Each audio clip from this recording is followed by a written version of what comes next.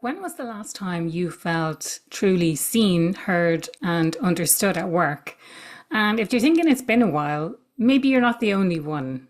And in today's episode, we're going to be addressing exactly that. We're looking at recognition at work. This is the Happier at Work podcast. It's the podcast for global leaders who want to drive engagement, retention, and performance in their teams. I'm your host, Aoife O'Brien. I'm a career and culture strategist for global leaders and teams.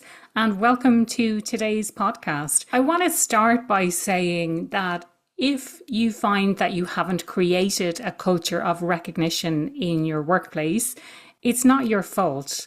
We are all so busy, and oftentimes things like recognition fall to the bottom of the list, a long list, I might add. And it's worth noting that in today's podcast episode, I'm going to look at why it should move back up to the top of the list. And it's such a powerful thing to do. It doesn't have to take an extra amount of time. It doesn't have to take extra energy, and it certainly doesn't have to take money to do recognition really, really well. Typically, recognition is done in kind of a haphazard way. So it can be very sporadic, or it's just done once a year. For example, at the annual review, you're receiving information about how you're performing, and you're getting, hopefully, praise from your manager about how you're performing and the kinds of things that you're doing. And oftentimes it can be generic. It can be just good job, or, you did great, but it's not very specific about what it is exactly that you did well, what you need to do well to get that praise again in the future, and the impact that whatever it is that you're being praised for had, whether it's on the team or on the organization or towards your objectives. And the example I always think of this, and I'm kind of showing my colors a little bit here, is from Below Deck, which is a reality TV show about a group of staff on a luxury yacht, and they have their clients come for 2 or 3 days, but you see all of the behind the scenes with the staff.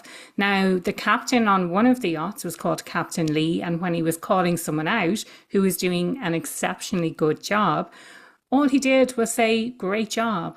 He didn't say anything beyond that. He just said, "I just want you to know you're doing a really great job." And I'm using that as an example of what not to do. We need to be really specific with people. I'll get on to the specifics of that in just a second. And sometimes the feedback or the recognition that we're giving people can be biased as well. So if I think back to my corporate days, and we ran this, the perception was that it was a really positive thing to do. We ran a recognition program called Values in Action, where we called out people's behaviors or their accomplishments or their contributions towards projects, and recognize them for living the values in a very specific way. So it was very specific, but what we found over time was it was the same people being recognized again and again because the kinds of projects that they were working on had really high visibility. And so it may have been a little bit biased because the ones that had the highest level of visibility were the ones who were being recognized all the time, rather than the ones who didn't necessarily have that level of visibility. So playing kind of more of a background role in operations rather than being client facing or in the sales teams.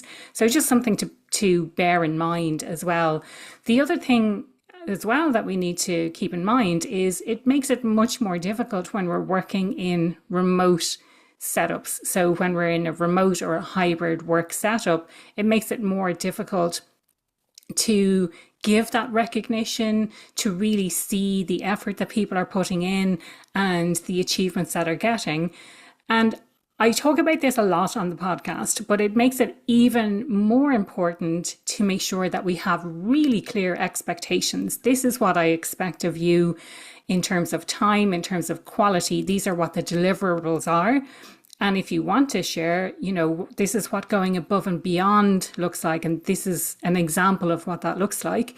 But also being really clear about the outcomes that you expect. So we can praise people and we can recognize people for the effort that they put in, But it's even more important if we recognize them for the outcomes, and especially if those outcomes have a specific impact that you're trying to make, which is part of your OKRs, your KPIs, the objectives that you have at a team level, at an individual level, at a departmental level, or at an organizational level. So making that really obvious link for your people.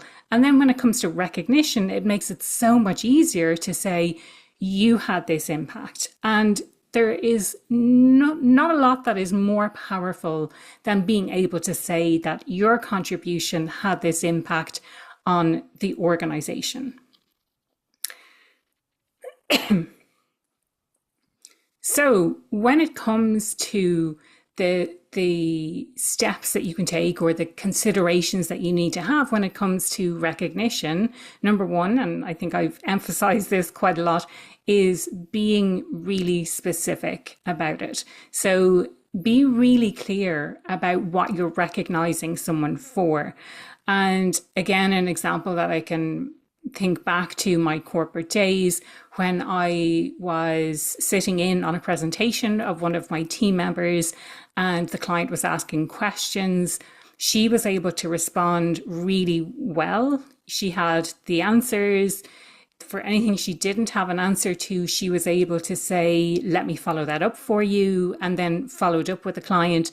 So being able to recognize her, rather than just saying the presentation went really well, I was able to say the presentation went really smoothly.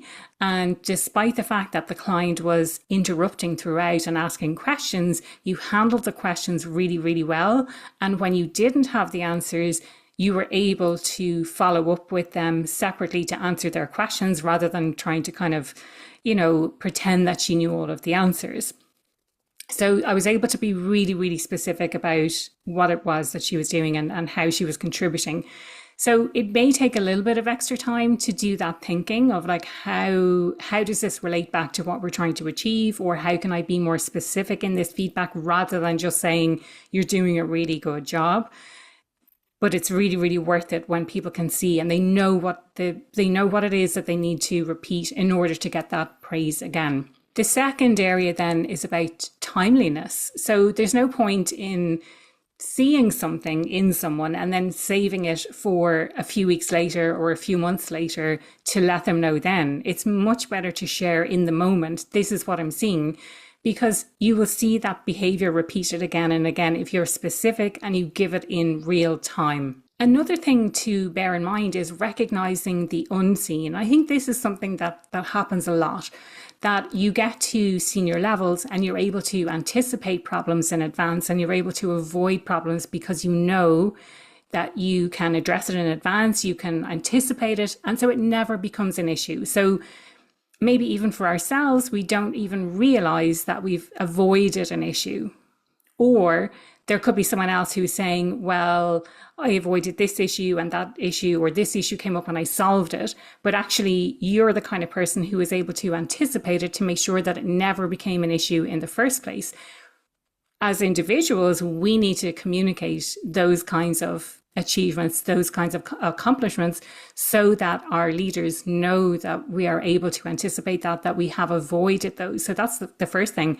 But also leaders need to be aware, need to be watching where are the issues happening and who is doing the behind the scenes work to make sure that things don't get flagged up as issues, as problems, as challenges further down the road.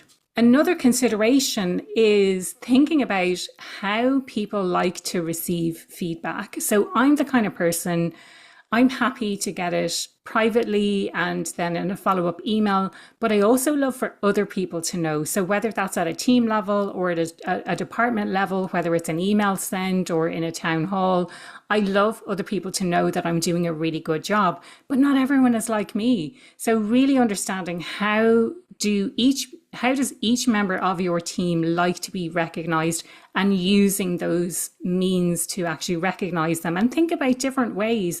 It could be a voice note, it could be a text message, it could be a Slack message, it could be within the team meeting, it could be an email, it could be a one-to-one.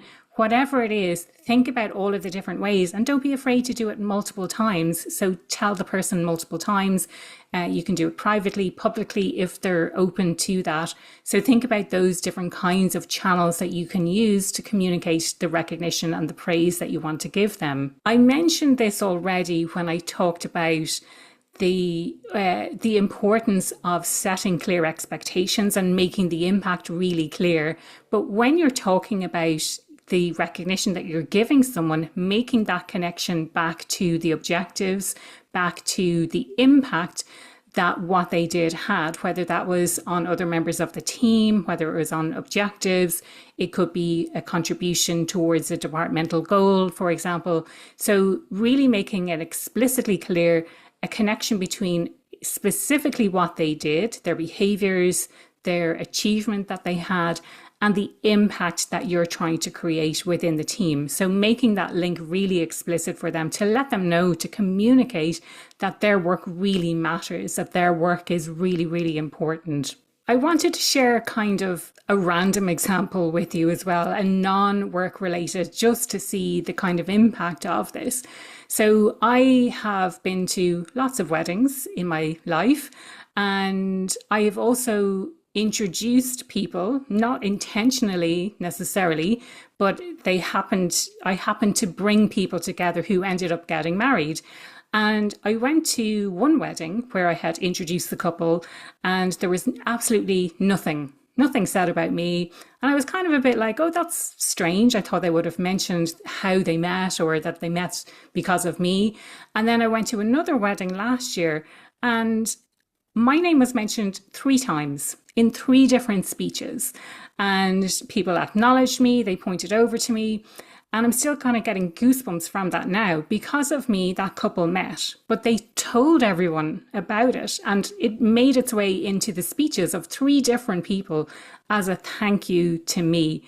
And just the feeling that I got from having been recognized in that way was just amazing. I wasn't expecting it whatsoever, but it was just a really, really nice thing to happen. And obviously the impact of me introducing them was that they went on to get married and they've had a couple of children together as well. But it just felt so good to have been acknowledged in that way and so publicly. And people afterwards said, oh, you're the person who introduced them. So just the power of that kind of recognition and what it does for motivation and what it does for how it makes people feel, makes them feel like they're really, really important. So that was kind of a personal example, I thought, that came to mind. And I thought I'll share that as an example just to show how impactful it can be to recognize people in that way, in the way that they personally like to be recognized. Now, I'm not one to kind of bore people with stats, but I am really interested in research, and the research backs up all of this stuff that I'm talking about today. So Gallup says that you are 23% more likely to be engaged if you have recognition, if you feel like you're being recognized in the role that you have. OC Tanner shows that there's 31% lower turnover from organizations where there is recognition and mattering as well. So here are some things for you to think about. Have an audit of how you're currently doing recognition, at the moment. Is it sporadic? Is it very specific? Have a think about those things that I talked about in the episode today. Ask your team, how do you like to be recognized? Do you prefer not to be publicly recognized? Do you prefer it to be private? Would you like the whole team to know? Be really, ask them those really, really important questions about how they best like to be recognized, and start recognizing them how they want to be recognized. Build recognition into the rituals that you're doing. So something that I introduced in my team when I was still working in corporates was this idea of values. So talking about other people and how you've seen other people show up and demonstrate the company values in the meeting on a day-to-day basis. It seemed kind of trite, and it felt a bit awkward at first, but after a while, it just became a really great way to recognize each other within the team. And the last thing I want you to think about is any bias that might exist in the current recognition. So whether that is recognition tends to go always to the same person or the same teams. Have a think about how that's currently showing up for you. The other thing that I wanted to share is the idea that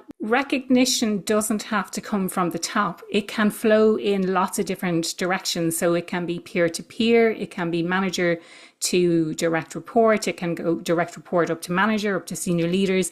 Recognition doesn't have to flow from the top down. So that's something that is definitely worth bearing in mind as well. And I didn't touch a whole load on the idea of mattering in today's episode, but if you haven't listened to my most recent episode with Zach Mercurio, I would highly recommend you go and check that out. And I'm going to ask you to do something. So the podcast comes out on a Friday. If you're listening in real time or whatever time you're listening in, I want you to give 3 very specific pieces of recognition to someone in your world. So it doesn't have to be someone in your team. It can be wider than that. It can be in your personal life. It can be in your professional life. But think about 3 people who you want to recognize and give them very specific and timely recognition in the next week. That is my challenge to you. And I would love to know what the impact of that is. So as always, feel free to get in touch with me. You can reach me on podcast at happieratwork.ie. Feel free to connect on LinkedIn. I'm most active there of all the social media. I'll put a link to my LinkedIn below in the show notes as well. And I'm looking forward to hearing from you and what the impact of that is.